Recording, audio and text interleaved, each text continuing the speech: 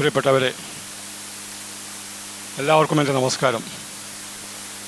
Kadathanad literature ഫെസ്റ്റിവലിൻ്റെ രണ്ടാമത്തെ ദിവസമായി ഇന്ന് നമ്മളോട് സംബന്ധിക്കാനെത്തിയിരിക്കുന്നത് നമ്മുടെ എല്ലാം തന്നെ പ്രിയപ്പെട്ട പ്രതിപക്ഷ നേതാവായിരുന്ന, അതുപോലെ തന്നെ ഇന്ത്യൻ നാഷണൽ കോൺഗ്രസ് കമ്മിറ്റിയുടെ വർക്ക് കമ്മിറ്റി മെമ്പറായ രമേശ് ചെന്നിത്തല അവர்களுം, അതുപോലെ തന്നെ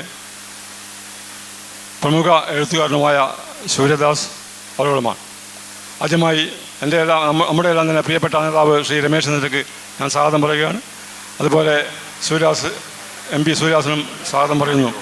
ഈ യോഗത്തിൽ അധ്യക്ഷത വഹിക്കുന്നത് ഈ കടത്തനാട് ഫെസ്റ്റിവലിൻ്റെ എല്ലാമായ അഡ്വക്കേറ്റ് ഐ മൂസ അവരാണ്. അതിനുവേണ്ടി അദ്ദേഹത്തെ ഞാൻ സ്വാഗതം ചെയ്യുന്നു. ഒരിക്കൽ കൂടി ഈ സദസ്സിലുള്ള എല്ലാവർക്കും സ്വാഗതം പറഞ്ഞുകൊണ്ട് എൻ്റെ വാക്കുകൾ അവസാനിപ്പിക്കുന്നു. അധ്യക്ഷ ഭാഷണത്തിനായി അഡ്വക്കേറ്റ് ഐ മൂസയെ സ്നേഹപൂർവ്വം ക്ഷണിക്കുന്നു. പ്രിയമുള്ളവരെ, ലിറ്ററേച്ചർ ഫെസ്റ്റിൻ്റെ 3-ാം പതിപ്പിൽ 2-ാം ദിവസമായ ഇന്ന് ജനാധിപത്യ കേരളത്തിൻ്റെ പ്രതീക്ഷയായ മുൻ പ്രതിപക്ഷ നേതാവ് രമേശ് ചെന്നിത്തല സംസാരിക്കുകയാണ്. കഴിഞ്ഞ 2-ാം പതിപ്പ് ബഹുമാന്യനായ രമേശ് ചെന്നിത്തല അവറുകളായിരുന്നു ഉദ്ഘാടനം ചെയ്തത്. ഒരു രാഷ്ട്രീയ നേതാവ് എന്നതിനപ്പുറം പരന്ന വായനയിലൂടെ നേടിയെടുത്ത അറിവ് അദ്ദേഹത്തിൻ്റെ ആ പ്രസംഗത്തിലൂടെ നമുക്ക് പകർന്ന് നൽകുകയുണ്ടായി. കേരള രാഷ്ട്രീയത്തിലെ സൗമ്യനായ നേതാവ്, രാഷ്ട്രീയ എതിരാളികൾ പോലും ഏറെ ബഹുമാനിക്കുന്ന, രാഷ്ട്രീയ എതിർപ്പുള്ളവരോട് പോലും സംസാരിക്കുമ്പോൾ മാന്യമായ ഭാഷയിൽ സംസാരിക്കുന്ന, എല്ലാവർക്കും റോൾ മോഡലാക്കാൻ കഴിയുന്ന പ്രിയപ്പെട്ട രമേശ് ചെന്നിത്തലയാണ് ഈ ഫെസ്റ്റിവലിൽ, ഈ സായാഹ്നത്തിൽ നിങ്ങളോട് സംവദിക്കുന്നതിന് വേണ്ടി എത്തിച്ചേർന്നിരിക്കുന്നത്. ഈ സെഷൻ നിയന്ത്രിക്കുന്നത്, അല്ലെങ്കിൽ അതിന് മോഡറേറ്ററായി പ്രവർത്തിക്കുന്നത് സൂര്യദാസാണ്. സൂര്യദാസിനെ ഞാൻ പരിചയപ്പെടുത്തേണ്ട ആവശ്യമില്ല. അദ്ദേഹം ഈ രമേശ് ചെന്നിത്തലയുമായുള്ള അഭിമുഖം തുടരുന്നതിന് വേണ്ടി അദ്ദേഹത്തോട് ആവശ്യപ്പെടുകയാണ്. ആമുഖം ആവശ്യമില്ലാത്ത കേരള രാഷ്ട്രീയത്തിലെ തലമുതിർന്ന നേതാവാണ് ശ്രീ രമേശ് ചെന്നിത്തല. വിദ്യാർത്ഥി രാഷ്ട്രീയം മുതൽ കഠിനാധ്വാനത്തിലൂടെയും അതുപോലെ തന്നെ പടിപടിയായും ഒരു രാഷ്ട്രീയ പ്രവർത്തകൻ സ്വപ്നം കാണുന്ന എല്ലാ പദവികളും കൈയടക്കാൻ അദ്ദേഹത്തിന് സാധിച്ചിട്ടുണ്ട്. കേരള വിദ്യാർത്ഥി യൂണിയൻ്റെ സംസ്ഥാന president, NSU president, youth Congress അധ്യക്ഷൻ, അഖിലേന്ത്യാ യൂത്ത് കോൺഗ്രസ് അധ്യക്ഷൻ, AICCയുടെ ജനറൽ സെക്രട്ടറി, MLA, മന്ത്രി, പ്രതിപക്ഷ നേതാവ് തുടങ്ങി എല്ലാ പദവികളും അലങ്കരിക്കാൻ സാധിച്ചിട്ടുള്ള ഒരു ദേശീയ നേതാവാണ് ശ്രീ രമേശ് ചെന്നിത്തല. ഇതിനെല്ലാം അപ്പുറം ഈ പദവികളെക്കാൾ ഒക്കെ മുകളിലുള്ള ഒരു പദവിയും അദ്ദേഹം വൈകാതെ ഏറ്റെടുക്കും എന്നൊരു പ്രതീക്ഷയും പൊതുജനങ്ങൾക്കിടയിലുണ്ട്. ഏതായാലും ഇവിടെ രാഷ്ട്രീയ നേതാവ് എന്ന ശ്രീ രമേശ് ചെന്നിത്തലയുമായുള്ള ഒരു സംഭാഷണത്തിനല്ല നമ്മൾ മുതിരുന്നത്. അദ്ദേഹത്തിലെ എഴുത്തുകാരൻ, അദ്ദേഹത്തിലെ വാഗ്മി, അതിലപ്പുറം ഒരു വലിയ പരന്ന വായനയുള്ള നേതാവ്. ഞാനത് പറയാൻ കാരണം, നിരന്തരമായ രാഷ്ട്രീയ ജീവിതത്തിനിടയിൽ വായന അത്ര എളുപ്പമുള്ള കാര്യമല്ല. പലപ്പോഴും ഒരു പത്രപ്രവർത്തനം എന്നുള്ളതൊക്കെ ഞാൻ മനസ്സിലാക്കിയിട്ടുണ്ട്, ചിലപ്പോഴൊക്കെ ദേശീയ രാഷ്ട്രീയത്തിലെയോ കേരളം നേരിടുന്ന ചില പ്രശ്നങ്ങളെക്കുറിച്ചൊക്കെ ഒരു ലേഖനം വേണമെന്ന് പറയുമ്പോൾ അദ്ദേഹം തിരക്കിട്ട യാത്രകൾക്ക് ഇടയിലായിരിക്കാം. അപ്പോഴും ഞങ്ങളുടെ എഡിറ്റ് പേജിലേക്കൊക്കെ ഏതാനും മണിക്കൂറുകൾക്കുള്ളിൽ അദ്ദേഹത്തിൻ്റെ യാത്രകൾക്കിടയിലൊക്കെ ഇരുന്നു കൊണ്ട് അതിമനോഹരമായ ലേഖനങ്ങൾ തയ്യാറാക്കി അദ്ദേഹം അയച്ചു തരാറുണ്ട്. അങ്ങനെ ഒരു പരന്ന വായനയുടെ പല അർത്ഥത്തിൽ രാഷ്ട്രീയത്തിനപ്പുറം കുറേ മുഖങ്ങളുള്ള ഒരു വ്യക്തിത്വമാണ് അദ്ദേഹം. ഞാൻ ദീർഘിപ്പിക്കുന്നില്ല, ചോദ്യത്തിലേക്ക് കടക്കുകയാണ്. രാഷ്ട്രീയം എന്നത് എപ്പോഴും ആൾക്കൂട്ടത്തിന് നടുവിലാണ്. വായന ഏകാന്തതയും ഏകാഗ്രതയും ആവശ്യപ്പെടുന്നു. എങ്ങനെയാണ് ഇതിനെ രണ്ടിനെയും ഒന്നിച്ച് താങ്കൾ കൊണ്ടുപോകുന്നത്? ആദ്യമായി എൻ്റെ പ്രിയപ്പെട്ട സുഹൃത്ത് ശ്രീ ഐ മൂസയെ ഞാൻ അഭിനന്ദിക്കുകയാണ്. ഈ കടത്തനാട് ഫെസ്റ്റ് 3-ാം തവണയാണ് അല്ലേ, 3-ാമത്തെ വർഷമാണ് അദ്ദേഹം നടത്തിക്കൊണ്ടിരിക്കുന്നത്. 2 തവണയും 2-ാമത്തെ തവണയാണ് ഞാനിതിൽ പങ്കെടുക്കുന്നത്. ആദ്യത്തെ തവണ എനിക്ക് മിസ് ചെയ്തു പോയതാണ്. പക്ഷെ കഴിഞ്ഞ തവണ ഇവിടെ വന്നപ്പോൾ അതിന് മുമ്പത്തെ തവണ മിസ് ചെയ്തു പോയതിലുള്ള പ്രയാസം എനിക്കുണ്ടായി. കടത്തനാടിൻ്റെ ചരിത്രവും സാമൂഹ്യ പശ്ചാത്തലവും സാംസ്കാരിക പെരുമയും ഭംഗിയായി ഉയർത്തിപ്പിടിച്ചുകൊണ്ടാണ് ഈ കടത്തനാടിൻ്റെ മണ്ണിൽ ഈ വലിയ ഒരു സംരംഭം ഇദ്ദേഹം നടത്തിക്കൊണ്ടിരിക്കുന്നത്. ഞാൻ അദ്ദേഹത്തെ പ്രത്യേകം അഭിനന്ദിക്കുകയാണ്. ഇന്ന് ഞങ്ങളെ ഈ സെഷനിൽ എന്നോടൊപ്പമുള്ളത് പ്രശസ്ത പത്രപ്രവർത്തകനായ സൂര്യദാസാണ്. വളരെ കൗതുകത്തോടെയുള്ള വാർത്തകൾ ജനങ്ങളിലെത്തിക്കാനും സവിശേഷതകൾ നിറഞ്ഞ വാർത്തകൾ കൊണ്ട് വായനക്കാരുടെ ഹൃദയം കീഴടക്കാനും കഴിഞ്ഞിട്ടുള്ള ഒരു പ്രത്യേകത ഉള്ള പത്രപ്രവർത്തകനാണ് ശ്രീ സൂര്യദാസ്. ഇവിടെ മാതൃഭൂമി ഞായറാഴ്ച പതിപ്പിൽ അദ്ദേഹത്തിൻ്റെ സൺഡേ സപ്ലിമെൻറ്റിൽ വളരെ വിശദമായ ഒരു ലേഖനപരം ഉണ്ടായിരുന്നു. ഞാൻ അദ്ദേഹത്തെ അത് കഴിഞ്ഞ് വിളിച്ചു, സംസാരിച്ചു. ആഴത്തിലുള്ള പഠനവും പരന്ന വായനയും എഴുത്തുമുള്ള ശ്രീ സൂര്യദാസിനോടൊപ്പം ഏതാനും നിമിഷങ്ങൾ ഇവിടെ ചെലവഴിക്കാൻ കിട്ടിയത് സന്തോഷത്തോടെ ഞാൻ സ്വീകരിക്കുകയാണ്.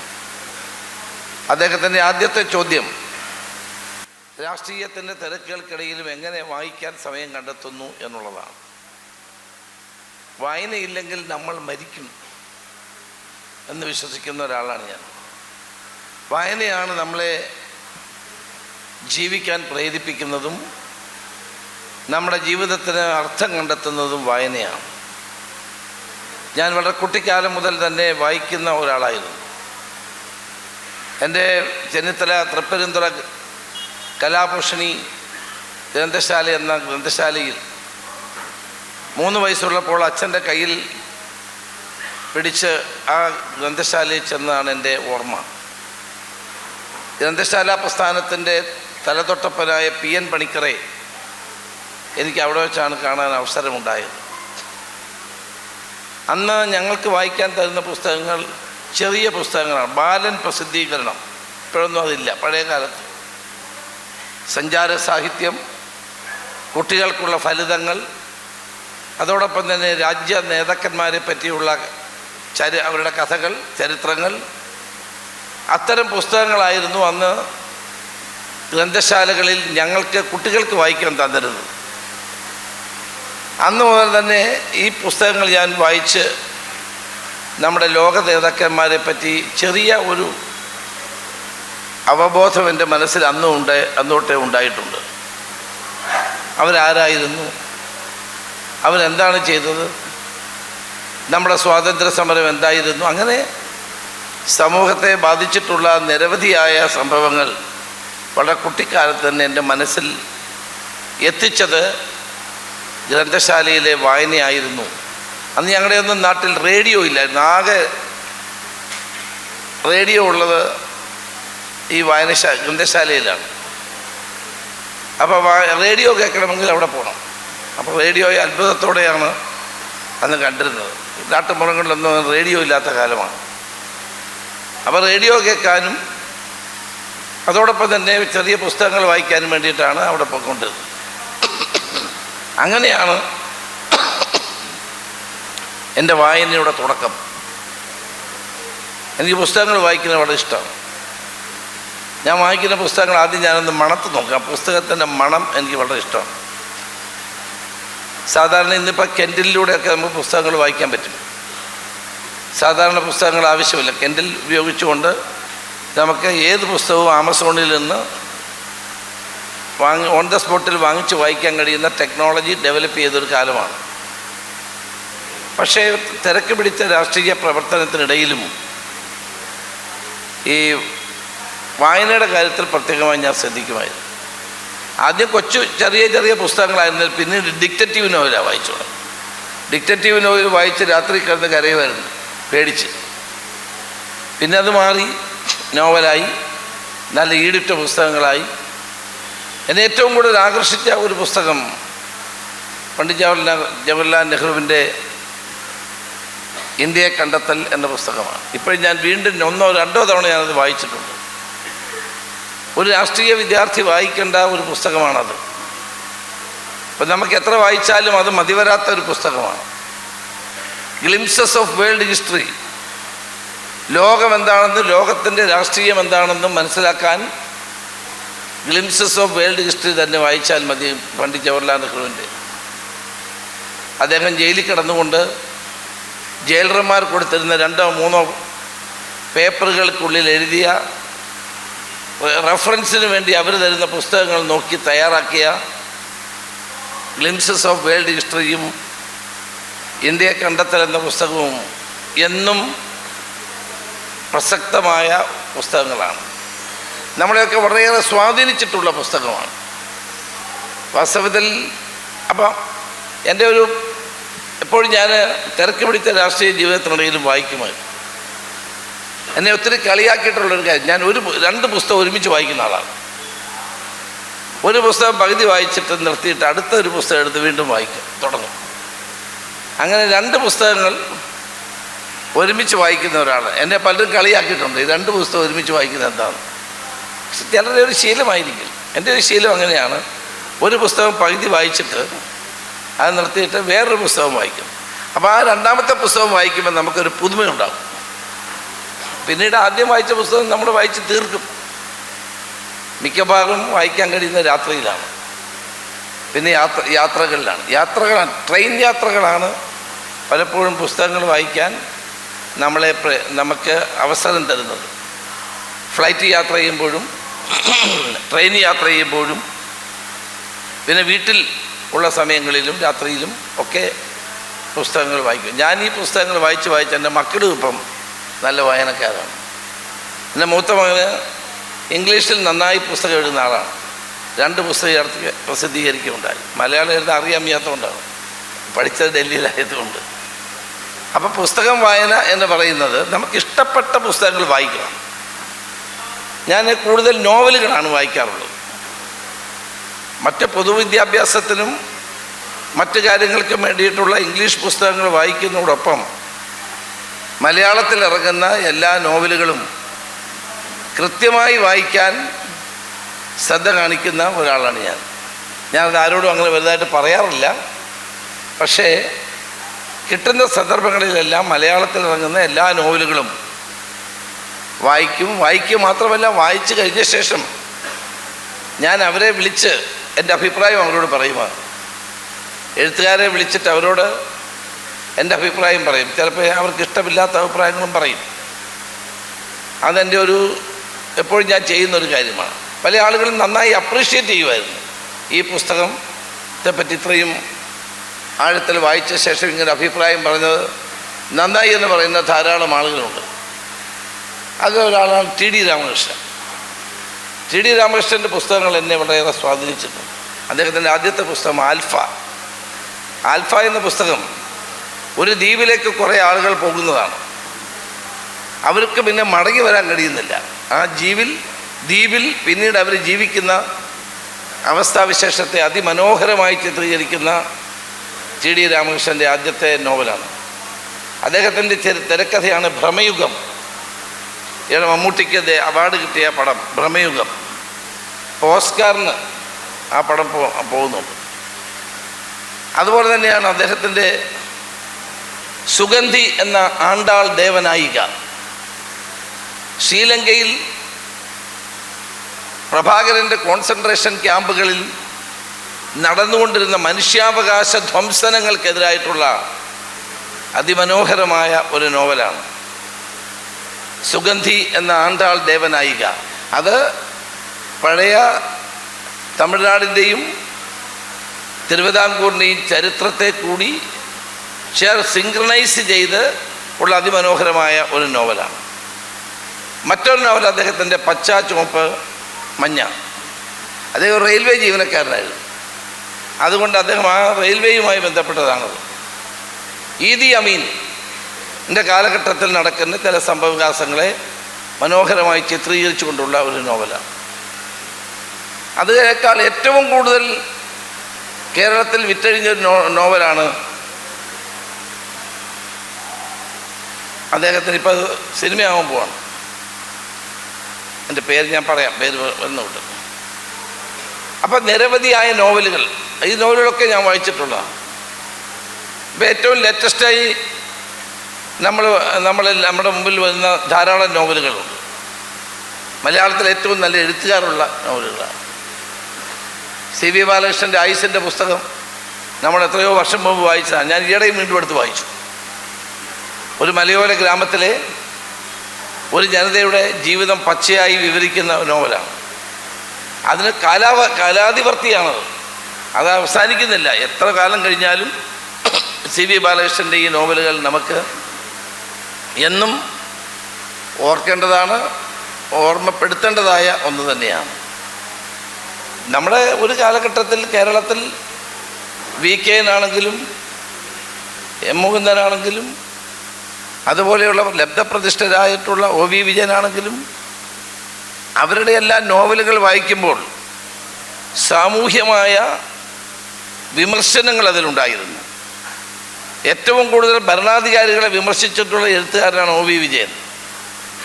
വി കെ എൻ്റെ നർമ്മത്തിൽ പൊതിഞ്ഞിട്ടുള്ള കഥകളും എഴുത്തും ഒരു കാലഘട്ടത്തിൽ രാഷ്ട്രീയക്കാരെ മാത്രമല്ല ഭരണാധികാരികളെ പോലും അമ്പരപ്പിക്കുന്ന തരത്തിലാണ് അതിൻ്റെ രചനാ വൈഭവവും. അപ്പോൾ ആധുനിക കാലഘട്ടത്തിലെ എഴുത്ത് എന്ന് പറയുന്നത് സമൂഹത്തിൻ്റെ നന്മയ്ക്ക് വേണ്ടി തന്നെയാകണം. ഇന്നിവിടെ ഭരണാധികാരികളെ വിമർശിക്കാൻ ആളുകൾക്ക് പേടിയാണ്. മന്നവേന്ദ്ര വിളങ്ങുന്നു നിൻമുഖം, അല്ലേ? ചന്ദ്രനെ പോലെ വിളങ്ങുന്നു എന്നാണ് പറയുന്നത്. അങ്ങനെ എഴുതുന്ന ആളുകളെയാണ് ഇന്ന് താല്പര്യം. ഭരണാധികാരികളെ വിമർശിക്കുന്ന എഴുത്തുകൾ ഇന്ന് കുറയുന്നു. ഇന്ന് കേരളം നേരിടുന്ന ഏറ്റവും വലിയ, അല്ലെങ്കിൽ ഇന്ത്യ നേരിടുന്ന ഏറ്റവും വലിയ പ്രശ്നം ഭരണാധികാരികളെ വിമർശിക്കാൻ എഴുത്തുകാർക്ക് കഴിയാത്ത അവസ്ഥയാണ്. പണ്ഡിറ്റ് ജവഹർലാൽ നെഹ്റു തൻ്റെ ഭരണകാലത്തെ തെറ്റുകൾ സ്വന്തമായി ലേഖനം എഴുതി പബ്ലിഷ് ചെയ്യുമായിരുന്നു. അദ്ദേഹത്തിൻ്റെ ഭരണത്തെപ്പറ്റി എതിർപ്പുള്ള ആളുകളല്ല എഴുതുന്നത്, അദ്ദേഹം തന്നെ എഴുതുകയാണ്. ലേറ്റസ്റ്റ് എഡിറ്ററായി അദ്ദേഹം തന്നെ എഴുതുമായിരുന്നു. തനിക്കെതിരായി കാർട്ടൂൺ വരച്ച കാർട്ടൂണിസ്റ്റ് ശങ്കറെ ഫോൺ ചെയ്ത് വിളിച്ച് തൻ്റെ വീട്ടിൽ പ്രഭാത ഭക്ഷണം കൊടുത്തിരുന്ന ഒരു പ്രധാനമന്ത്രിയായിരുന്നു പണ്ഡിറ്റ് ജവഹർലാൽ നെഹ്റു. പൊതു തെരഞ്ഞെടുപ്പിൽ ഈസ്റ്റേൺ യു പി എന്ന് പറഞ്ഞാൽ ലക്നൗ കഴിഞ്ഞിട്ടുള്ള ആജംഗഡ് അങ്ങനെയൊക്കെയുള്ള സ്ഥലങ്ങളാണ്. ആജംഗഡ് നിയോജക മണ്ഡലത്തിൽ അന്ന് പണ്ഡിറ്റ് ജവഹർലാൽ നെഹ്റു തെരഞ്ഞെടുപ്പ് പ്രചരണത്തിന് പോയി. കോൺഗ്രസ് സ്ഥാനാർത്ഥിയെ വിജയിപ്പിക്കാൻ വേണ്ടിയിട്ടാണല്ലോ പ്രചരണം. പക്ഷേ അവിടെ ചെന്നപ്പോഴാണ് അദ്ദേഹത്തിന് മനസ്സിലായത് രാം മനോഹർ ലോഹിയാണ് ഇവിടെ മത്സരിക്കുന്നത്. ആ പബ്ലിക് മീറ്റിങ്ങിൽ അദ്ദേഹം പറഞ്ഞു, കോൺഗ്രസ് സ്ഥാനാർത്ഥി അല്ല ജയിക്കേണ്ടത്, ഇവിടെ രാം മനോഹർ ലോഹിയാണ് ജയിക്കേണ്ടത്. കാരണം അദ്ദേഹത്തെ പോലുള്ള ആളുകൾ പാർലമെൻറ്റിൽ വരേണ്ടത് ഇന്ത്യൻ പാർലമെൻ്ററി ജനാധിപത്യത്തിന് ആവശ്യമാണ്. കോൺഗ്രസ്സുകാർ ബഹളമൊക്കെ ഉണ്ടാക്കിയെങ്കിലും അദ്ദേഹത്തിൻ്റെ ഒരു പ്രസംഗം കൊണ്ട് രാം മനോഹർ ലോഹിയെ ജയിച്ച് പാർലമെൻറ്റിൽ വന്നു. അപ്പം ജനാധിപത്യത്തിൻ്റെ എസൻസ് എന്ന് പറയുന്ന ഡിസെൻ്റാണ്. ആ ഡിസെൻറ്റിനെ ഇല്ലാതാക്കുന്ന നിലപാടുകൾ എവിടെ ഉണ്ടാകുന്നോ അവിടെ ജനാധിപത്യം ദുർബലപ്പെടും. കഴിഞ്ഞ 10 വർഷക്കാലമായി പത്രക്കാരെ ഒരു തവണ പോലും കാണാത്തൊരു പ്രധാനമന്ത്രി നമ്മുടെ രാജ്യത്തുണ്ട് എന്ന് പറയുമ്പോൾ നമ്മൾ അത്ഭുതപ്പെടും. ഒരു പത്രസമ്മേളനം പോലും ഇന്ത്യയിൽ നടത്താത്ത പ്രധാനമന്ത്രി, പാർലമെൻറ്റ് സമ്മേളനങ്ങളിൽ പങ്കെടുക്കാൻ തുടങ്ങുന്നത് മുതൽ അവസാനം വരെ നെഹ്റു ഇരിക്കുമായിരുന്നു. 90 വയസ്സ് കഴിഞ്ഞ കമലാപതി ത്രിപാഠി ഞാൻ കണ്ടിട്ടുണ്ട്. ഞാൻ അന്ന് പാർലമെൻറ്റ് മെമ്പറായി. രാവിലെ 11 മണിക്ക് വന്നാൽ ഉച്ചയ്ക്ക് ഭക്ഷണം കഴിച്ചിട്ട് വീണ്ടും വന്ന് വൈകുന്നേരം വരെ ഇരിക്കും. അതാണ് പാർലമെൻ്ററി ജനാധിപത്യത്തിന് നമ്മൾ കൊടുത്തിട്ടുള്ള മഹത്വം. ഇന്ന് ആ പാർലമെൻ്ററി ജനാധിപത്യം ദുർബലപ്പെടുത്തുന്ന നീക്കങ്ങളാണ് നമ്മൾ കാണുന്നത്. നമ്മുടെ സബ്ജക്റ്റ് അതല്ലാത്തതുകൊണ്ട് ഞാൻ അങ്ങോട്ട് കിടക്കുന്നില്ല. അപ്പോൾ എഴുത്തും വായനയും ഒരു ജനാധിപത്യ സംവിധാനത്തിന്, ഒരു രാജ്യത്തിൻ്റെ വളർച്ചയ്ക്ക് ഏറ്റവും അനിവാര്യമാണ്.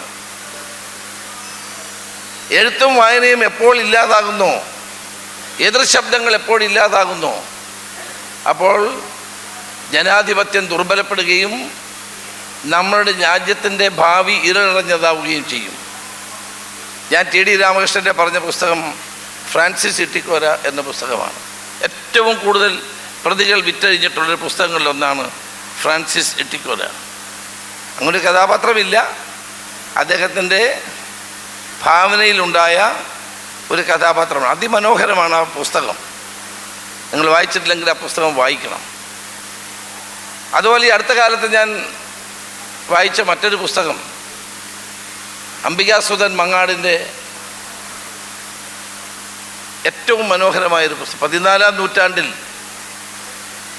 മലബാർ പ്രദേശത്ത് ജീവിച്ചിരുന്ന നാടുവാഴിയുടെ ചരിത്രമാണ്. ആ നാടുവാഴി എങ്ങനെയായിരുന്നു ജനങ്ങൾക്ക് സ്വാതന്ത്ര്യവും ജനാധിപത്യ ബോധവും നൽകിയതും അത് മതേതര നിലപാടുകൾ സ്വീകരിച്ചതെന്നെല്ലാം ചൂണ്ടിക്കാണിക്കും. ഹല്ലോ ഹലൻ, ആ പുസ്തകത്തിൻ്റെ പേര് ഹല്ലോ ഹലൻ എന്നാണ്. ഏറ്റവും മനോഹരമായ പുസ്തകങ്ങളിലൊന്നാണ്. അപ്പോൾ അങ്ങനെ മലയാളത്തിൽ ഒത്തിരി എഴുത്തുകാർ വരികയും എഴുത്തുകാരുടെ പുസ്തകങ്ങൾ വരികയും ഒക്കെ ചെയ്യാറുണ്ട്. എനിക്ക് മുമ്പ് സംസാരിച്ച KN ഖാദറിൻ്റെ ധാരാളം പുസ്തകങ്ങളുണ്ട്. ഞങ്ങളൊക്കെ KN ഖാദർ പ്രസംഗിക്കാൻ പറഞ്ഞാൽ അസംബ്ലിയിൽ പിൻ ഡ്രോപ്പ് സൈലൻസ് ആണ്. ഭരണകക്ഷി പ്രതിപക്ഷ വ്യത്യാസമില്ല, എല്ലാവരും ആ പ്രസംഗം കേട്ടിരിക്കും. ഗംഗാനദി ഒഴുകിപ്പോകുന്നത് പോലെ അനർഗളമായി അദ്ദേഹത്തിൻ്റെ പ്രസംഗം ഇങ്ങനെ ഒഴുകി വരുന്നത് നമ്മൾ കേൾക്കുമായിരുന്നു. അപ്പം പ്രസംഗമാണെങ്കിലും എഴുത്താണെങ്കിലും വായനയാണെങ്കിലും അതെല്ലാം സമൂഹത്തിന് ഏറ്റവും അനിവാര്യമായ ഘടകങ്ങളാണ് എന്ന് ചൂണ്ടിക്കാണിക്കാനാണ് ഞാൻ. ചോദ്യം ചെറുതാണ്, പക്ഷേ ഞാൻ കൂടുതൽ പറഞ്ഞുപോയി.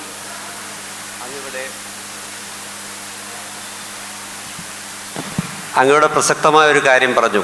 അതായത് എഴുത്തുകാർ ഇപ്പോൾ ഭരണാധികാരികളുടെ മുഖത്ത് നോക്കി ചോദ്യം ചോദിക്കാനും അതുപോലെ വിമർശനമുയർത്താനും തയ്യാറാവുന്നില്ല എന്ന പൊതുവായ ഒരു വർത്തമാന സാഹചര്യം. അതോടൊപ്പം തന്നെ നെഹ്റുവിൻ്റെ ആ പഴയ കാലഘട്ടം എങ്ങനെ വിമർശനങ്ങളെ ഉൾക്കൊള്ളുന്ന ഒരു ഭരണാധികാരി ആയിരുന്നു നെഹ്റു എന്നും ആ കാലഘട്ടത്തിലെ നേതാക്കളെയും അങ്ങ് ഉദ്ധരിച്ചു. കമലാപതി ത്രിപാഠി ഉൾപ്പെടെയുള്ള നേതാക്കളെ. പുതിയ കാലഘട്ടത്തിൽ വന്ന മാറ്റമാണ് ഈ ഭരണാധികാരികളുടെ മുഖത്ത് നോക്കി വിമർശനം ഉയർത്താൻ മടിക്കുന്ന എഴുത്തുകാർ എന്ന് പറയുന്നത് പോലെ തന്നെ അന്നത്തെ ഭരണാധികാരികളുടെ രീതിയിൽ നിന്നും ഇന്നത്തെ ഭരണാധികാരികൾ മാറിയോ എന്ന ഒരു ചോദ്യം കൂടെ പ്രസക്തമല്ലേ? കേവലം എഴുത്തുകാർ ഒരു സുപ്രഭാതത്തിൽ ചോദ്യങ്ങളും ചോദിക്കാനും അതുപോലെ വിമർശനമുയർത്താനും മടിക്കുന്നത് മാത്രമാണോ വിഷയം? നെഹ്റുവിൻ്റെ കാലത്ത്, ആ നെഹ്റുവിയൻ കാലഘട്ടത്തിൽ താങ്കൾ പറഞ്ഞ ആ ഉദാഹരണം തന്നെ ശങ്കറിനോട് എന്തുകൊണ്ട് ഡോണ്ട് സ്പെയർ മീ എന്നാണെന്ന് ശങ്കറിനോട് പറഞ്ഞത്, എന്നെക്കുറിച്ച് കാർട്ടൂൺ വരയ്ക്കണം. അപ്പം ആ ഭരണാധികാരികളുടെ കാലഘട്ടത്തിൽ വിമർശനം സ്വീകരിച്ച ഭരണാധികാരികളായിരുന്നു. ഇന്ന് ഭരണാധികാരികളുടെ ശൈലിയിൽ പ്രകടമായ എന്തെങ്കിലും മാറ്റങ്ങൾ വന്നിട്ടുണ്ടോ? തീർച്ചയായിട്ടുമുണ്ട്. ഇന്ന് ഏകാധിപതികളായി മാറാനുള്ള കൗതുകം ഭരണാധികാരികൾക്ക് വർദ്ധിച്ചു വരുന്നൊരു കാലമാണ്. ഏകാധിപതികൾ. അപ്പോൾ ആ പണ്ട് ചരിത്രത്തിൻ്റെ താളുകളിൽ നമ്മൾ ഏകാധിപതികളെ കണ്ടിട്ടുണ്ട്. മുഗൾ സാമ്രാജ്യത്തിലെ ഏകാധിപതികൾ, അവരുടെ ചരിത്രം നമ്മൾ വായിച്ചിട്ടുണ്ട്. അത് കഴിഞ്ഞിട്ട് രാജഭരണകാലത്ത് പിന്നീട് നമ്മൾ കേരളത്തിലും നമ്മുടെ അത് കേരളമല്ല, അന്ന് മലബാറും കൊച്ചിയും തിരുവിതാംകൂറും ഒക്കെ ആയിട്ടുള്ള കാലഘട്ടങ്ങളിലും ഏകാധിപതികളായ ഭരണാധികാരികളെ നമ്മൾ കണ്ടിട്ടുണ്ട്.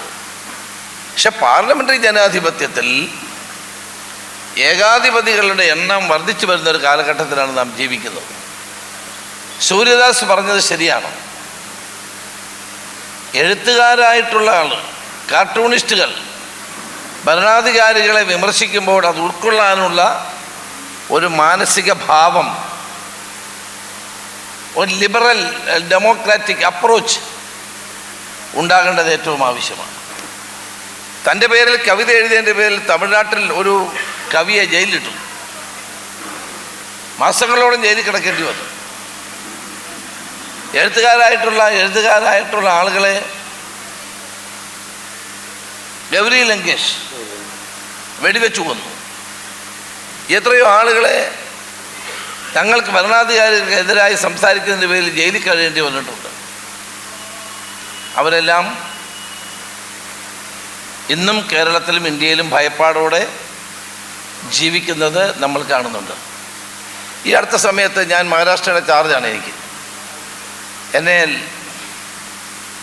ഒരു നന്നായി പ്രസംഗിക്കുന്ന ഒരു എഴുത്തുകാരൻ എന്നെ കാണാൻ വന്നു. അദ്ദേഹം അമിത്ഷായ്ക്കെതിരായി ലയ എന്ന് പറയുന്ന ജഡ്ജിയുടെ മരണവുമായി ബന്ധപ്പെട്ട ഒരു പുസ്തകം ഇറക്കി. അദ്ദേഹം ആ പുസ്തകം ഇറക്കിയ ശേഷം അദ്ദേഹത്തിന് നേരിടേണ്ടി വന്ന ത്യാഗങ്ങളെപ്പറ്റിയാണ് അവരെന്നോട് പറഞ്ഞത്.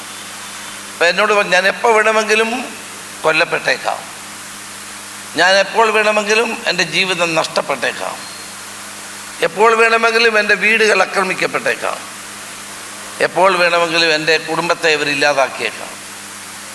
അദ്ദേഹം എന്നോട് പറഞ്ഞു. അദ്ദേഹത്തിന് തിരുവനന്തപുരത്ത് ഒരു ചെറിയ കാര്യത്തിൻ്റെ പേരിൽ രാജ്യദ്രോഹ കുറ്റം ചുമത്തി അദ്ദേഹത്തിൻ്റെ മകളെ പ്രതിയാക്കി. അപ്പോൾ അതിൽ ഇടപെടാൻ വേണ്ടിയാണ് എൻ്റെ അടുക്ക വന്നത്. മുഖ്യമന്ത്രി അടുക്കൽ CPMൻ്റെ മഹാരാഷ്ട്രയിലെ നേതാക്കന്മാരോട് സംസാരിച്ചു. അങ്ങനെ ആ കേസിൽ അവർ രക്ഷപ്പെട്ടു. ഞാൻ പറഞ്ഞു വന്നത്, ഇന്ന് ഭരണാധികാരികൾക്കെതിരെ സംസാരിക്കുന്നവർ നേരിടേണ്ടി വരുന്ന പ്രശ്നങ്ങളാണ്.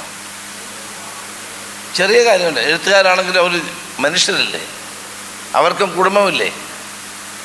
അവരുടെ ജീവിതം ദുഷ്കരമാകുന്നു എന്ന് കാണുമ്പോൾ പലരും അതിൽ നിന്ന് മാറി നിൽക്കും. ഇപ്പോൾ എഴുത്തുകാർക്ക് സാമൂഹ്യ വിമർശനം നടത്താനുള്ള ആത്മധൈര്യം ചോർന്നു പോകുന്ന ഒരു സമൂഹത്തിൽ നമ്മൾ ജീവിക്കുന്നു എന്നുള്ളതാണ് ഏറ്റവും പ്രധാനപ്പെട്ട ഒരു കാര്യം. കുഞ്ചൻ നമ്പ്യാർ തുള്ളൽ കഥകൾ എഴുതിയത് രാജാക്കന്മാരെ ഹാസ്യ രൂപത്തിൽ തുള്ളക്കഥകൾ എഴുതി അവർക്കെതിരായ ശക്തമായ പ്രമേയങ്ങൾ അവതരിപ്പിക്കുമായിരുന്നു. അപ്പോൾ ആ കാലം മുതൽ തന്നെ നമ്മുടെ മനുഷ്യ മനസ്സുകളിൽ, പ്രത്യേകിച്ച് നമ്മുടെ സമൂഹത്തിൽ വിമർശനത്തിന് ഒരു സ്ഥാനമുണ്ടായിരുന്നു. ഭരണാധികാരികൾ വിമർശിക്കപ്പെടും. സുകുമാർ അഴീക്കോടിൻ്റെ ഏറ്റവും പ്രസിദ്ധമായ പുസ്തകമാണ് ജി വിമർശിക്കപ്പെടുന്നു. മഹാകവി ജി ശങ്കരക്കുറുപ്പിനെതിരായി സുകുമാർ അഴീക്കോട് എഴുതിയ ഏറ്റവും പ്രസിദ്ധമായ പുസ്തകമാണ് ജി വിമർശിക്കപ്പെടുന്നു. ജി മഹാകവിയാണ്. കേരളം കണ്ട ഏറ്റവും മഹാകവികളുടെ ഒരാളാണ് ജി ശങ്കരക്കുറുപ്പ്. ആ കാലഘട്ടത്തിൽ സുകുമാർ അഴീക്കോട് സാർ എഴുതിയ ഏറ്റവും മനോഹരമായ പുസ്തകമാണ്. ഇപ്പോഴൊക്കെ ഔട്ട് ഓഫ് പ്രിൻ്റ് ആയിരിക്കും. ജി വിമർശിക്കപ്പെടുന്നു. അങ്ങനെയുള്ള സാമൂഹ്യ വിമർശകരില്ലല്ലോ ഇന്നൊരു സുകുമാർ അഴീക്കോട് കേരളത്തിലുണ്ടോ? ഞങ്ങളെയൊക്കെ ഒത്തിരി വിമർശിച്ചിട്ടുണ്ട്. അദ്ദേഹം ധാരാളം കോൺഗ്രസിനെ വിമർശിച്ചിട്ടുണ്ട്. പണ്ടൊരു കോൺഗ്രസ്സുകാരനായിരുന്നു അദ്ദേഹം, സ്ഥാനാർത്ഥിയായിരുന്നു അല്ലേ, തലശ്ശേരിയിൽ. എത്ര പേർക്കറിയാം സുകുമാർ അഴീക്കോട് കോൺഗ്രസിൻ്റെ പാർലമെൻറ്റ് സ്ഥാനാർത്ഥിയായിരുന്നു തലശ്ശേരി? ആർക്കും അറിയില്ല. പക്ഷെ നമ്മളെ വിമർശിക്കുമ്പോൾ അതെ, SK പൊറ്റക്കാടായിരുന്നു അദ്ദേഹത്തിൻ്റെ എതിരാളി. അപ്പം സമൂഹത്തിൽ എഴുത്തുകാരുടെ ദൗത്യം തെറ്റുകളെ ചൂണ്ടിക്കാണിക്കുക എന്നുള്ളത് തന്നെയാണ്. അങ്ങനെ ചൂണ്ടിക്കാണിക്കുമ്പോഴാണ് ഭരണാധികാരികൾ തെറ്റിൽ നിന്ന് മാറി നിൽക്കാൻ അവർ തയ്യാറാകുന്നത്. വായന അതിന് വലിയൊരു സഹായകരമായി മാറും. അപ്പോൾ സാമൂഹ്യ പ്രതിബദ്ധതയോടെ എഴുത്തുകാർ എഴുതുമ്പോഴാണ് സമൂഹത്തിൽ മാറ്റമുണ്ടാകുന്നത്. നമ്മുടെ സമൂഹത്തിൽ തെറ്റുകൾ തിരുത്താനുള്ള അഭിവാഞ്ച ഭരണാധികാരികൾക്കും ഉണ്ടാകുന്നത് എന്നതൊരു സത്യമാണ്. താങ്കളുടെ വായനാനുഭവം വളരെ വിശദമായി ആദ്യ ചോദ്യത്തിനുള്ള മറുപടിയായി ഇവിടെ പറഞ്ഞു. ടി രാമകൃഷ്ണൻ മുതൽ ആ കാലഘട്ടത്തിലെ എം മുകുന്ദൻ തുടങ്ങിയ പലരെയും വായിച്ച അനുഭവം പങ്കുവച്ചു. കേരളത്തിൽ മാത്രമല്ല ലോകത്താകമാനം സാഹിത്യത്തിലായാലും സിനിമയിലായാലും ഒരു പുതിയ തലമുറ അതിശക്തമായി കടന്നു വരുന്നുണ്ട്. പ്രത്യേകിച്ച് സാഹിത്യരംഗത്ത് ഒരുപാട് പുതുതലമുറ എഴുത്തുകാർ കടന്നു വരുന്നു. അങ്ങയെപ്പോലുള്ള ഒരു തിരക്ക് പിടിച്ച നേതാവ് അങ്ങയുടെ വായനക്കിടയിൽ എങ്ങനെയാണ് ഈ പുതിയ തലമുറയിലെ എഴുത്തുകാർ, പുതിയ തലമുറയിലൂടെ കടന്നു വന്നിട്ടുള്ള സിനിമാ മേഖലയിൽ കലാരംഗത്തൊക്കെ വന്നിട്ടുള്ള ചെറുപ്പക്കാരുമായി എങ്ങനെ കോറിലേറ്റ് ചെയ്യാൻ പറ്റുന്നു? അവരുമായി എങ്ങനെ താങ്കളുടെ എന്താ പറയുക ആ അഭിരുചിയെ കൂടി എങ്ങനെ ഉൾക്കൊള്ളാൻ കഴിയുന്നു എന്ന കാര്യം ഒന്ന് വിവരിച്ചാൽ നന്നാവും. ഇപ്പം ശരിയാണ്. ഇപ്പം ധാരാളം പുതിയ എഴുത്തുകാർ കേരളത്തിലുണ്ടാകും. ഈ സന്തോഷ് കുമാർ, അദ്ദേഹത്തിൻ്റെ പുതിയ പുസ്തകം ഇപ്പോൾ അവാർഡ് കിട്ടിയത്, അതെ, വയലാർ അവാർഡ് കിട്ടിയതാണ്. ഈ സന്തോഷ് കുമാറിൻ്റെ ഏറ്റവും പുതിയ നോവലാണ് DC ബുക്സ് ഇറക്കിയ പേര് പറയാം. അപ്പം അതുപോലെയുള്ള ധാരാളം സാഹിത്യകാരന്മാർ പുതുതായി വരുന്നുണ്ട്. നന്നായി എഴുതുന്നവർ സമൂഹത്തെ സാമൂഹിക വിമർശനം മാത്രമല്ല ആത്മവിമർശനവും അതോടൊപ്പം തന്നെ നമ്മളെ പിടിച്ചിരുത്തി വായിപ്പിക്കാൻ പ്രേരിപ്പിക്കുന്ന തരത്തിലുള്ള പ്രമേയങ്ങൾ അതിമനോഹരമായ നിലയിൽ എഴുതുന്നത് നമുക്ക് കാണാൻ കഴിയുന്നുണ്ട്. ഈ അടുത്ത കാലത്ത് തന്നെ ഏറ്റവും സ്വാധീനിച്ച മറ്റൊരു എഴുത്തുകാരൻ ആനന്ദ് നീലകണ്ഠൻ. തൃപ്പൂണിത്തുറക്കാരനാണ്. പക്ഷെ ഡൽഹിയിലാണ്, ബോംബെയിലാണ് താമസം. നമ്മൾ വായിക്കുന്ന പുരാണങ്ങളിലെ കഥാപാത്രങ്ങളെ തികച്ചും വ്യത്യസ്തമായി അവതരിപ്പിക്കുന്ന ഒരു വ്യക്തിയാണ് അദ്ദേഹം. ആനന്ദ് നീലകണ്ഠൻ ഇന്ത്യൻ എക്സ്പ്രസിൻ്റെ എഡിറ്റോറിയൽ അംഗമായിരുന്നു ബോംബെയിൽ. അദ്ദേഹം ദുര്യോധനെ പറ്റി അദ്ദേഹത്തിൻ്റെ പുസ്തകം മാതൃഭൂമി ഇറക്കിയിട്ടുണ്ട് മലയാളത്തിൽ. ദുര്യോധനെ പറ്റിയുള്ള അദ്ദേഹത്തിൻ്റെ പുസ്തകം. അദ്ദേഹം പറഞ്ഞ ദുര്യോധനൻ നല്ല കഥാപാത്രമാണ്. ചരിത്രം അദ്ദേഹത്തെ സുയോധനൻ ആയിരുന്നു പേര്, പക്ഷേ ദുര്യോധനനാക്കി മാറ്റിയതാണ്. ചരിത്രം എഴുതുന്നവരാണ് പല ആളുകളെയും ചരിത്രത്തിൽ വികൃതമായി ചിത്രീകരിക്കുന്നത്.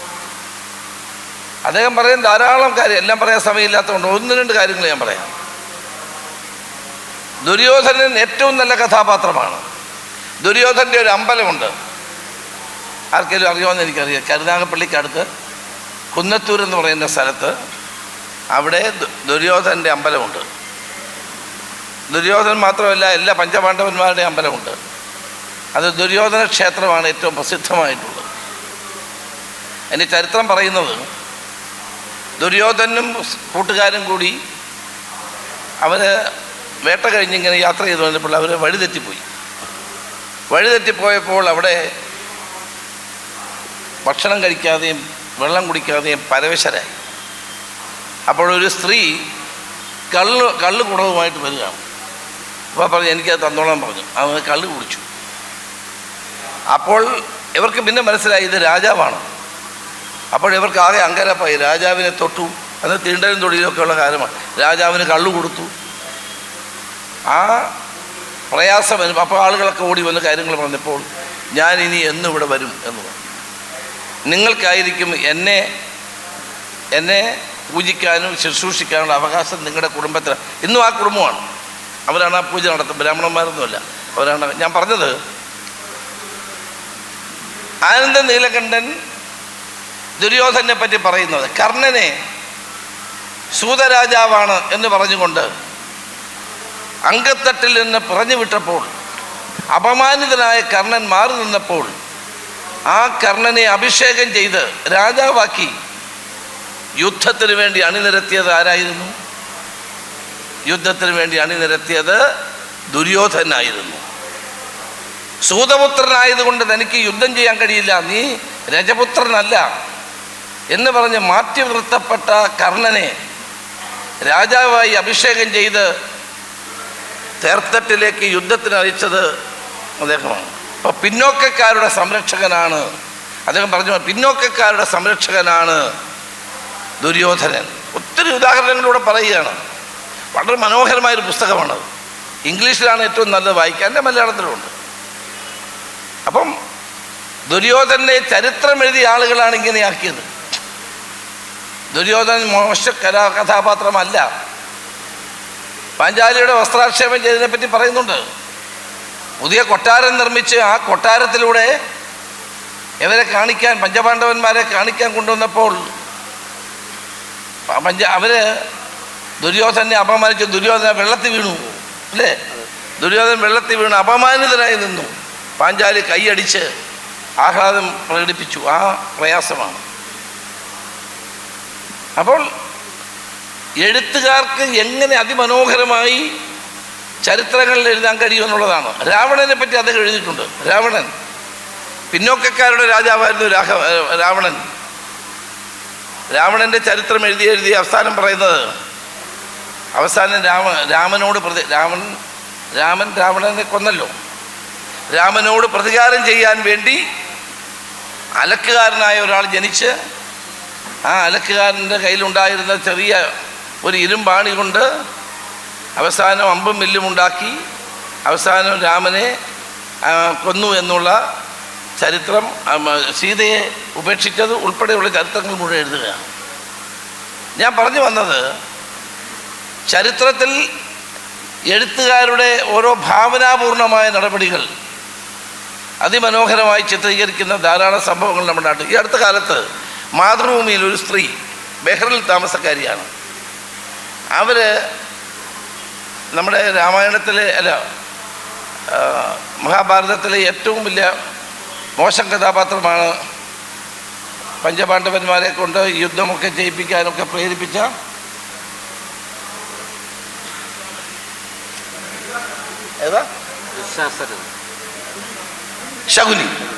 ശകുനിക്കൊരു അമ്പലമുണ്ട് ഈ പറയുന്ന സ്ഥലത്ത്, ഈ പറഞ്ഞത്. ശകുനിയെ ഏറ്റവും നല്ല കഥാപാത്രമായിട്ട് അവതരിപ്പിക്കുകയാണ്. കാരണം ശകുനിയുടെ നാട് ഏറ്റവും സുന്ദരമായ നാടായിരുന്നു. ഇന്ന് നമ്മൾ അഫ്ഗാനിസ്ഥാൻ എന്ന് പറയുന്ന രാജ്യത്ത് ഗന്ധർവന്മാരുടെ ഭൂമിയായിരുന്നു. ജനങ്ങൾ സന്തോഷത്തോടെ ജീവിച്ച ഒരു നാടായിരുന്നു. അവിടെ തർക്കങ്ങളോ പ്രശ്നങ്ങളോ ഇല്ലായിരുന്നു. രാജാവ് പ്രജാക്ഷേമ തൽപരനായ രാജാവായിരുന്നു. ധൃതരാഷ്ട്രർ ആയിരുന്നു.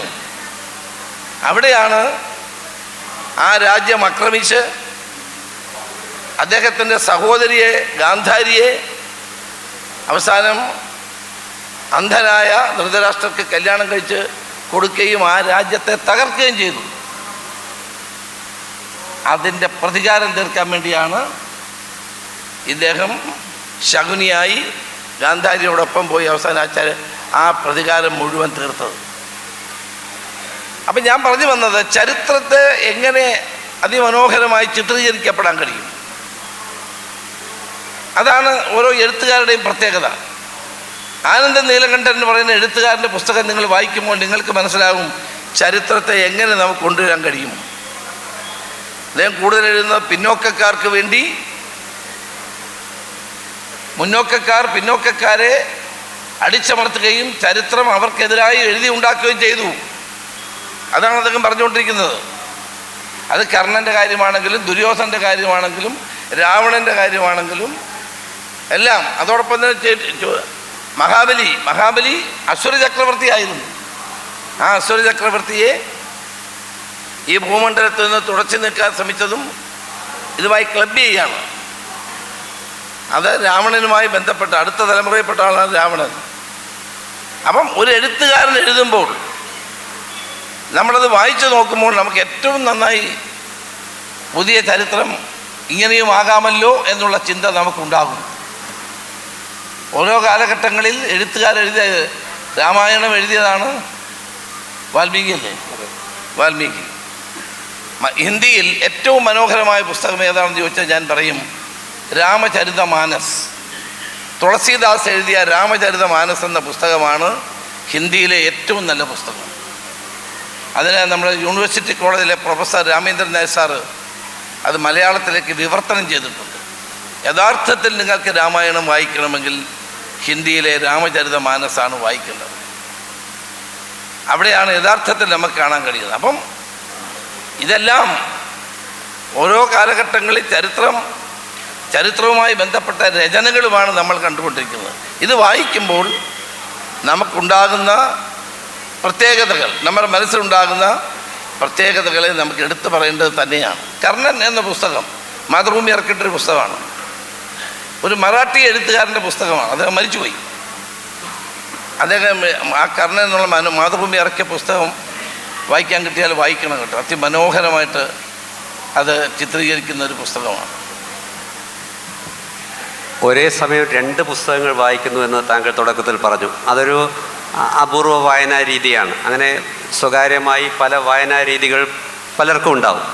ഒരു പുസ്തകം വായിച്ചു തീർക്കാൻ ഈ യാത്രകൾക്കിടയിൽ, താങ്കളുടെ തിരക്ക് പിടിച്ച രാഷ്ട്രീയ ജീവിതത്തിനിടയിൽ എത്ര സമയമെടുക്കും? എപ്പോഴെങ്കിലും അതിൻ്റെ ഒരു കണ്ടിന്യൂറ്റി നഷ്ടപ്പെട്ടു പോയി, അല്ലെങ്കിൽ വീണ്ടും അതിൻ്റെ കുറച്ച് മുന്നോട്ട് വായന തുടങ്ങേണ്ടി വരുന്നു, അങ്ങനെ ഒരു സന്ദർഭങ്ങൾ ഉണ്ടായിട്ടുണ്ടോ? അല്ല, കണ്ടിന്യൂറ്റി പോകുന്നു. ചിലപ്പോൾ ഈ ട്രെയിനൊക്കെ പോകുമ്പോൾ ആളുകൾ വന്ന് നമ്മുടെ വർത്തമാനം പറഞ്ഞുകൊണ്ടിരിക്കുമ്പോൾ പലപ്പോഴും ഇത് പോകാറുണ്ട്. പിന്നെ നമ്മളൊക്കെ പൊതുപ്രവർത്തകരായതുകൊണ്ട് അവരോട് നമുക്കൊന്നും പറയാൻ പറ്റില്ലല്ലോ.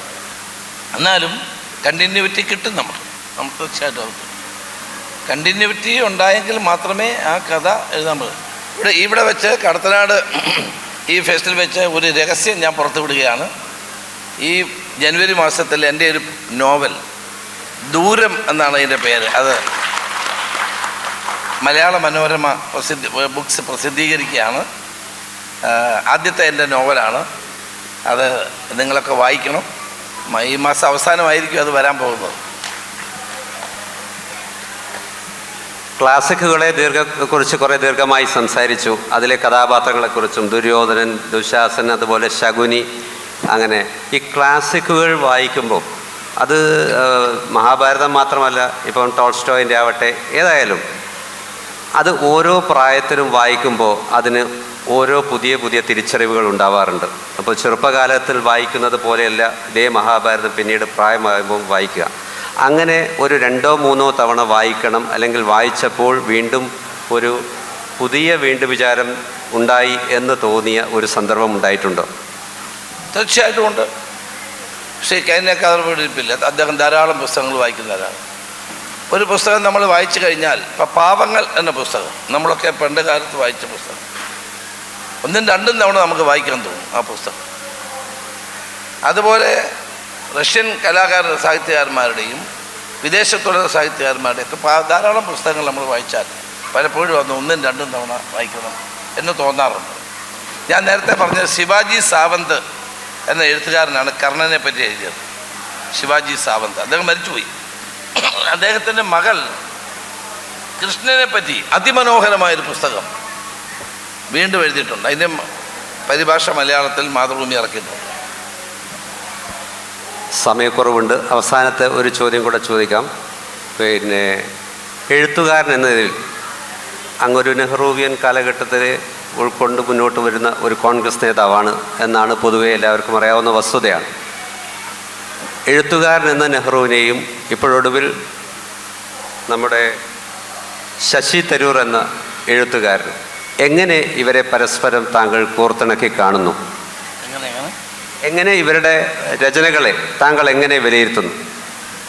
അപ്പം നമുക്ക് ഇഷ്ടമില്ലാത്ത എഴുത്തുകൾ എഴുതുന്നവരെയും ഞാൻ വായിക്കും. ഈ അടുത്ത കാലത്ത് എനിക്കിഷ്ടപ്പെട്ടൊരു പുസ്തകം അശോകൻ ചരുവിൽ, CPM നേതാവാണ്, പുകാസയുടെ സ്റ്റേറ്റ് വൈസ് പ്രസിഡൻ്റാണ്. അദ്ദേഹത്തിൻ്റെ ഒരു പുസ്തകം ഈയിടെ ഇറങ്ങി, അന്ന് വയലാർ അവാർഡ് കിട്ടിയ പുസ്തകം. അതിൻ്റെ പേര് അശോകൻ ചരുവിൻ്റെ പുസ്തകം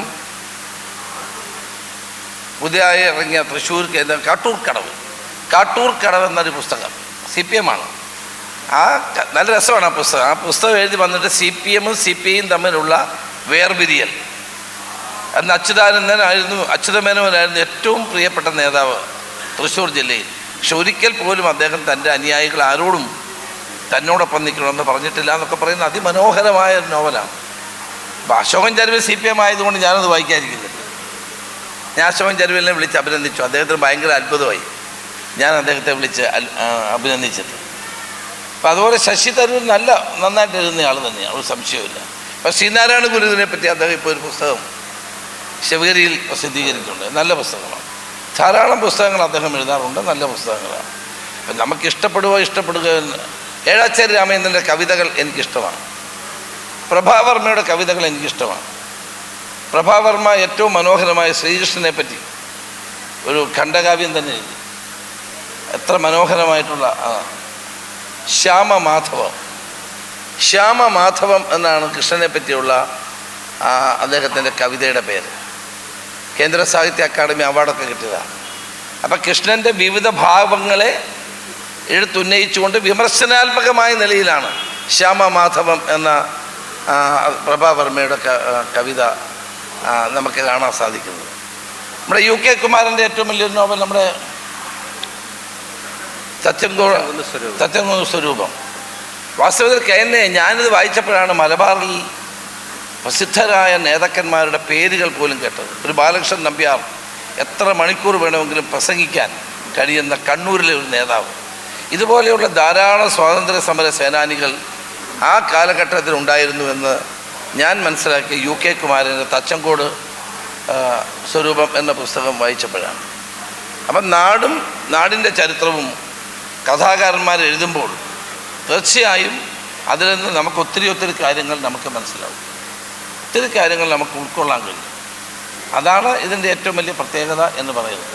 അപ്പോൾ തകഴിയുടെ പുസ്തകമാണെങ്കിലും ബഷീറിൻ്റെ പുസ്തകമാണെങ്കിലും അതെല്ലാം ഒരു നാടിൻ്റെ ചരിത്രവും നാട്ടിലെ ജനങ്ങളുടെ ജീവിതവുമായി ബന്ധപ്പെട്ടതാണ്. ഇതെല്ലാം ജീവിതഗന്ധിയായ രചനകളാണിതെല്ലാം. അപ്പോൾ നമുക്ക് തീർച്ചയായും നാടിനെപ്പറ്റി, നമ്മുടെ സംസ്കാരത്തെപ്പറ്റി, നമ്മുടെ സാമൂഹ്യ ജീവിതത്തെപ്പറ്റി മാത്രമല്ല ചരിത്രത്തെപ്പറ്റിയൊക്കെ ഒരു അവബോധം ലഭിക്കത്തക്ക നിലയിലാണ് നമുക്കത് കാണാൻ കഴിയും. തകഴിയുടെ കയർ വലിയ ബൃഹത്തായ പുസ്തകമാണ്. ഞങ്ങളുടെ മേഖലയിലെ ആലപ്പുഴ തുടങ്ങിയ മേഖലകളിലെ കയർ തൊഴിലാളികളുടെ ജീവിതവുമായി ബന്ധപ്പെട്ട ഒരു വലിയ പുസ്തകമാണ്. അപ്പോൾ അത് വായിക്കുമ്പോഴാണ് ആ ഇൻഡസ്ട്രിയുടെ ചിത്രം, അവിടുത്തെ ജനങ്ങളുടെ പ്രശ്നങ്ങൾ, ഇതെല്ലാം നമുക്ക് കാണാൻ കഴിയും. അപ്പോൾ എഴുത്തുകാർ സാമൂഹ്യ പ്രതിബദ്ധതയോടെ എഴുതുമ്പോൾ അത് നമ്മുടെ മനസ്സിൽ എത്രമാത്രം സ്വാധീനം ചെലുത്തുന്നുണ്ട് എന്നുള്ളത് പരിശോധിക്കപ്പെടേണ്ട ഒരു കാര്യം തന്നെയാണ്. അപ്പോൾ ഭരണാധികാരികൾ വായിക്കുന്നവരാകണം, ഭരണാധികാരികൾ വായനയിൽ താല്പര്യം കാണിക്കുന്നവരാകണം.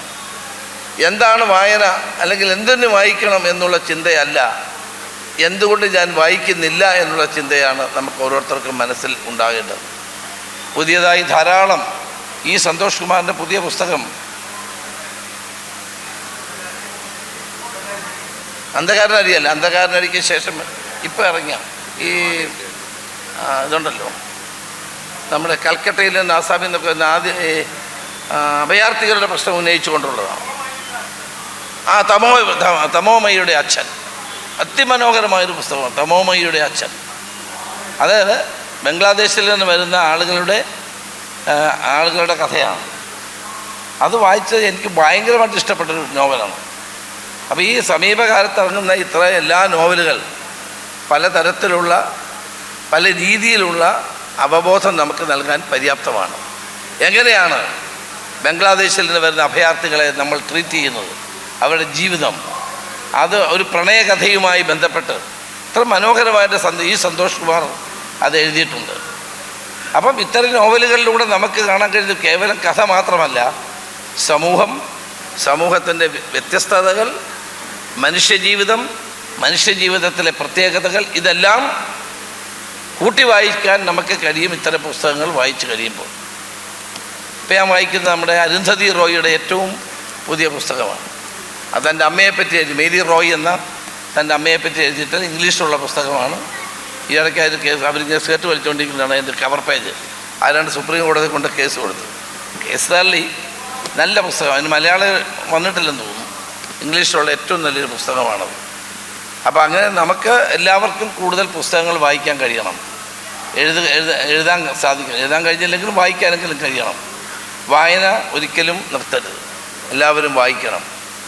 പനമ്പള്ളി പണ്ട് പറഞ്ഞിട്ടുണ്ട്, എൻ്റെ കയ്യിൽ പുസ്തകം കിട്ടിയില്ലെങ്കിൽ ഞാൻ നോട്ടീസാണെങ്കിലും വായിക്കും. അപ്പോൾ വായനയാണ് നമ്മളെല്ലാം നിലനിർത്തുന്നത്, നമ്മളെ അറിവ് വർദ്ധിപ്പിക്കുന്നത്, കൂടുതൽ കൂടുതൽ കാര്യങ്ങൾ നമ്മളെ മനസ്സിലാക്കുന്നത്. അതെല്ലാം ചരിത്രം മാത്രമല്ല, ആധികാരിക പ്രസിദ്ധീകരണങ്ങളും അതോടൊപ്പം തന്നെ പുസ്തകങ്ങളും നമ്മളെ കൂടുതൽ വായിക്കാൻ പ്രേരിപ്പിക്കുന്നു എന്നുള്ളതാണ് ഏറ്റവും പ്രധാനപ്പെട്ടത്. എഴുത്ത് ഇപ്പം തന്നെ ഞാൻ പറഞ്ഞല്ലോ, പുസ്തകം കിട്ടുന്നില്ലാത്ത ആളുകൾ ഇപ്പം കെൻഡിലാണ് ആൾ വായിക്കുന്നത്. ആമസോണിൽ പറഞ്ഞാൽ ഏത് പുസ്തകവും നിങ്ങൾക്ക് കിട്ടും. ഞാൻ KPCC പ്രസിഡൻ്റ് ആയിരുന്നപ്പോഴാണ് KPCCക്കൊരു ഞാനും അഴീക്കോട് മാഷും തമ്മിലൊരു തർക്കമുണ്ടായി. ഞാൻ അഴീക്കോട് മാഷെ വിളിച്ചു, പ്രിയദർശിനി പബ്ലിക്കേഷൻസ് ഒന്ന് ഉദ്ഘാടനം ചെയ്യണോ. അദ്ദേഹം എന്നോട്, ഞാൻ വരില്ല, നിങ്ങൾ കോൺഗ്രസ്സുകാരും പുസ്തകം വായിക്കത്തില്ല എന്ന് പറഞ്ഞു. അപ്പോൾ ഞാൻ പറഞ്ഞു ശരിയെന്ന് പറഞ്ഞു. 50ാമത്തെ പുസ്തകം ഇറക്കി കഴിഞ്ഞപ്പോൾ ഞാൻ മാഷെ വീണ്ടും വിളിച്ചു. മാഷല്ലേ പറഞ്ഞു, ഞങ്ങളാരും പുസ്തകം വായിക്കുകയും എഴുതുകയും ചെയ്യത്തില്ല, പ്രസിദ്ധീകരിക്കത്തില്ല. ഇപ്പം 50ാമത്തെ പുസ്തകം ഇറക്കി. വളരെ സന്തോഷത്തോടെ അഴീക്കോട് മാഷ് വന്ന് ആ ചടങ്ങിൽ പങ്കെടുത്തു. അതൊരു വെല്ലുവിളിയായിരുന്നു ഞങ്ങൾക്ക്. ഇപ്പോഴും പ്രിയദർശിനി ധാരാളം പുസ്തകങ്ങൾ ഇറക്കുന്നുണ്ട്. ഞാൻ അത് ഒഴിഞ്ഞു കഴിഞ്ഞപ്പോഴാണ് ശ്രേഷ്ഠ ബുക്സ് എന്നൊരു പുസ്തക പ്രസിദ്ധീകരണം ഞാൻ ആരംഭിച്ചിട്ടുണ്ട്. എൻ്റെ മൂത്ത മകനാണ് നോക്കുന്നത്. അത് നല്ല നിലയിൽ 250 പുസ്തകങ്ങൾ ഇപ്പോഴും ഇറക്കി കഴിഞ്ഞിട്ടുണ്ട്. അപ്പോൾ പുസ്തകം നമ്മളെ നന്നാക്കുന്നു, നമ്മുടെ ചിന്തകളെ ഉദ്ദീപിപ്പിക്കുന്നു, നമ്മുടെ ജീവിതത്തെ പ്രകാശപൂർണമാക്കുന്നു, നമ്മുടെ പ്രവർത്തനങ്ങളെ കൂടുതൽ തേജോമയമാക്കുന്നു, നമ്മുടെ ചിന്തകളെ കൂടുതൽ ഉദ്ദീപിപ്പിക്കുന്നു. അതുകൊണ്ട് എല്ലാവരും വായിക്കാനും വായിച്ച കാര്യങ്ങൾ ഓർത്തു വെക്കാനും ശ്രമിക്കണമെന്ന് മാത്രം പറഞ്ഞുകൊണ്ട് സൂര്യദാസിൻ്റെ നല്ല ചോദ്യങ്ങൾക്ക് നന്ദി പറയുന്നു. നമസ്കാരം. ജയ് ഹിന്ദ്. സ്വന്തം വായനാനുഭവങ്ങൾ വളരെ ഹൃദ്യമായ രീതിയിൽ തന്നെ പങ്കുവച്ച പ്രിയപ്പെട്ട ശ്രീ രമേശ് ചെന്നിത്തലയ്ക്ക് ഹൃദയം നിറഞ്ഞ നന്ദി അറിയിക്കുന്നു. ഒപ്പം ശ്രീ MP സൂര്യദാസ്, അദ്ദേഹത്തിനും ഹൃദയം നിറഞ്ഞ നന്ദി അറിയിക്കുന്നതോടൊപ്പം ഔപചാരികമായ നന്ദി അറിയിക്കുന്നതിന് വേണ്ടി ശ്രീ രവീഷ് വളയത്തെ സ്നേഹപൂർവ്വം വേദിയിലേക്ക് ക്ഷണിക്കുകയാണ്.